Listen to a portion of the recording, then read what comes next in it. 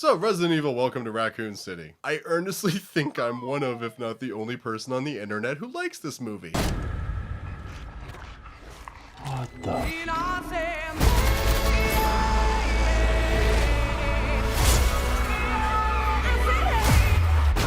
So, what is Resident Evil, and more specifically, what is Resident Evil Welcome to Raccoon City? Well, Resident Evil is a multi-billion-dollar franchise that started in the late 90s with some games in Japan called Biohazard. When they were transferred from the East to the West, the new name became Resident Evil, though in the East they do still call them Biohazard. And there's already been, in case you don't know, 7 movies called Resident Evil in some capacity, and they're actually surprisingly high grossing despite being surprisingly terribly made movies for the most part. I would actually sit down today for fun to watch number 3 or number 4, but that's not necessarily because they're good so much as because number 3 just randomly decided to become Mad Max, because why not? And number 4 because in the third act of that movie they just decide to stop caring about anything at all and just go balls to the walls crazy.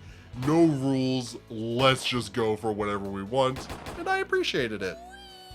But we're not talking about those movies or that franchise that ran from 2002 to like 2018, I think it was. Today we are here to talk about the reboot of that franchise, Resident Evil Welcome to Trash Panda City. And it's a fun ride. A lot of people, again, are not really liking it. Whether they like the games or they never played the games before, it doesn't really seem to matter.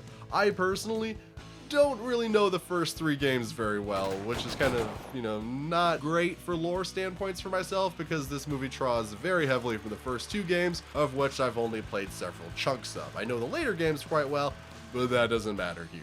So the story of Resident Evil Trash Panda City is that of several groups of people on one night in the titular Raccoon City trying to survive as the mass majority of the city's population deteriorates mentally and physically to the point where they become zombies, because this town was run by the Umbrella Corporation, which is a multi-billion-dollar company that makes pharmaceuticals, drugs, medicine, bioweapons, your standard, stuff, nothing too untoward. And the groups of people that we're following include rookie cop Leon Kennedy, who's in the games, I think it was his first day on the job. It doesn't feel like it's his first day on the job in this movie, but ooh, is he incompetent. And a partner of his, or a civilian I should say, that is teamed up with him, Claire Redfield, who's a conspiracy theorist trying to take down Umbrella. And then the other group is several, let's say this universe's version of SWAT. They're called STARS, but they're basically a SWAT team going into the woods around Trash Panda City in order to investigate the disappearance of several other cops, and that leads them to a spooky mansion filled with spooky secrets and spooky zombies that spookily kill a lot of them.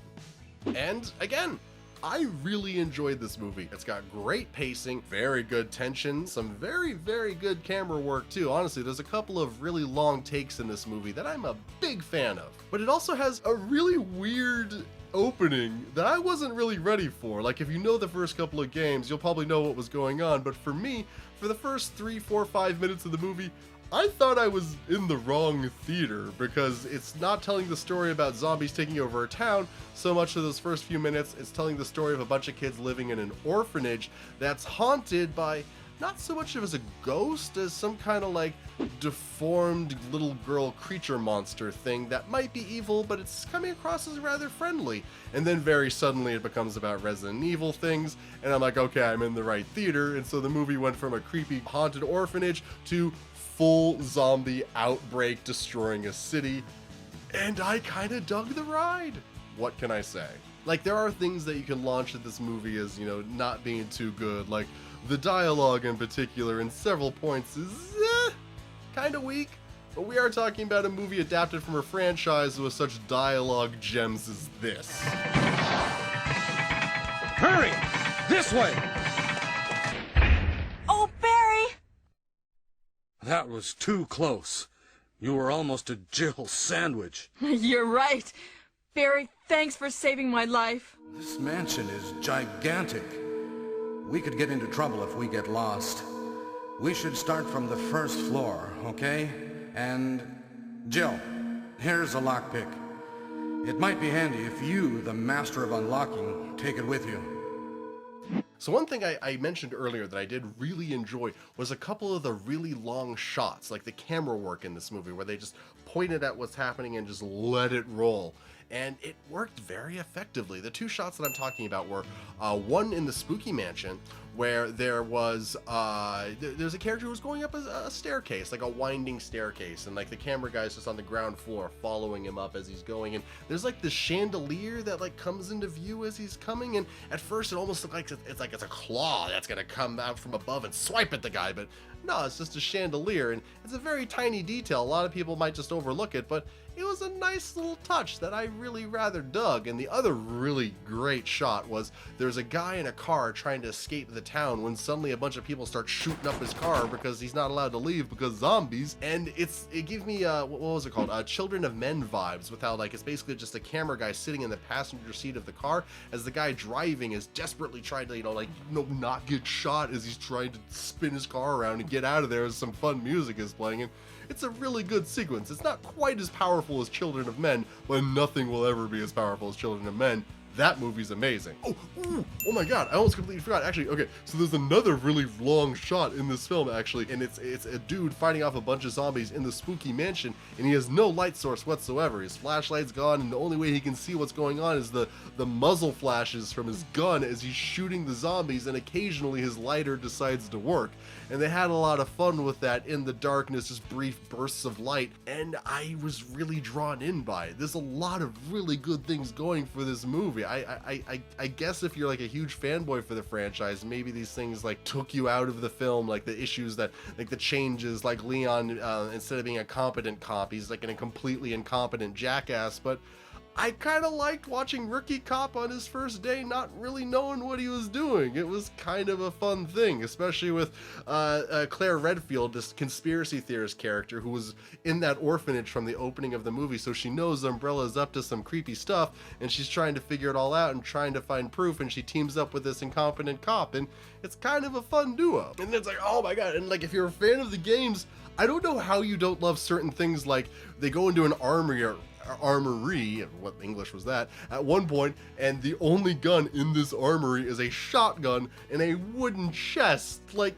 guys, you don't get more video game than that. That's amazing.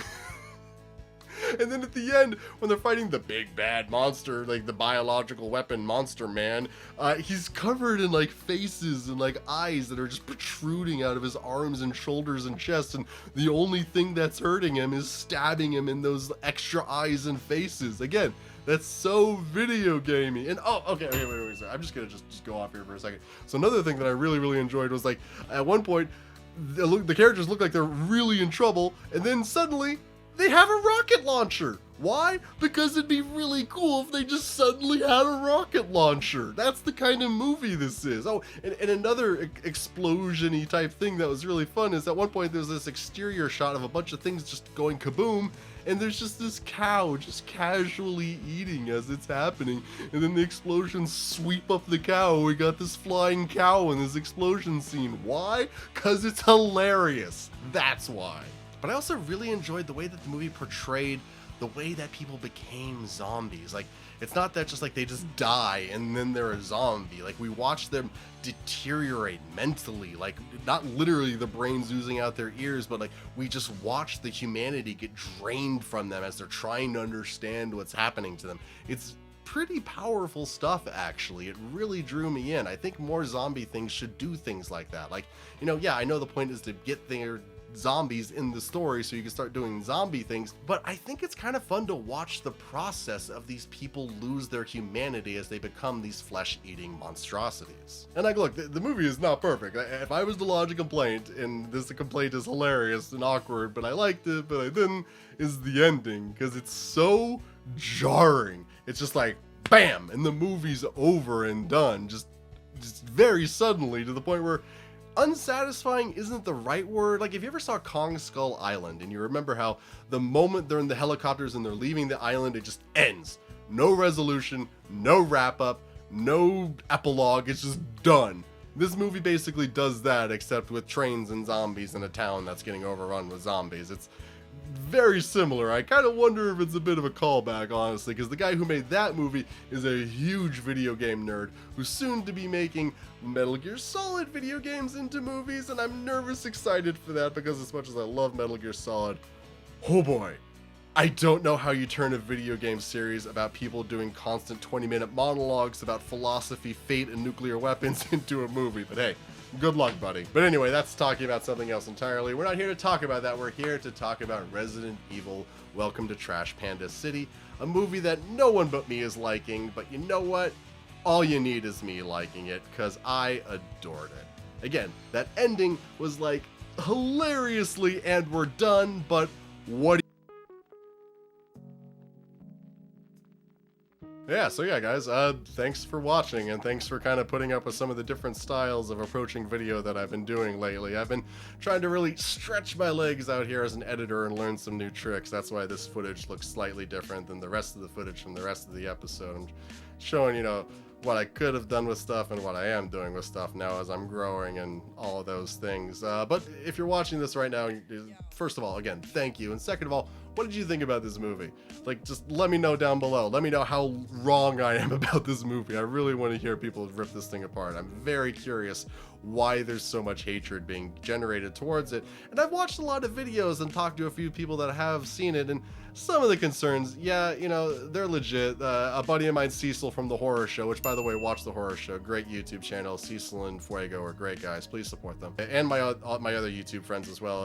CP of Will I Like It Reviews and Chauncey K. Robinson of Twisted Woman CKR. Please go support all of them. They're very good people. But Cecil from The Horror Show, he talked about how, like, there's so many last-minute saves in this movie on a Facebook post of mine, and yeah, I can't really deny that. There's like 5 or 6 times where it's like, oh, that person's dead. Oh, no, they're not. And, you know, it did kind of bug me, but Po Buddy's nerfed. What are you gonna do? I walked away with a huge smile on my face with this movie, and sometimes that's really all you need at the end of the day. So I think that's enough of me. So please make fun of my lack of lore knowledge for this video game series and how much of a silly person I am for liking this movie in the comments. Like, share, subscribe, Patreon, be good people, and people. Ooh, I should stop talking right now before I become a zombie. So, bye!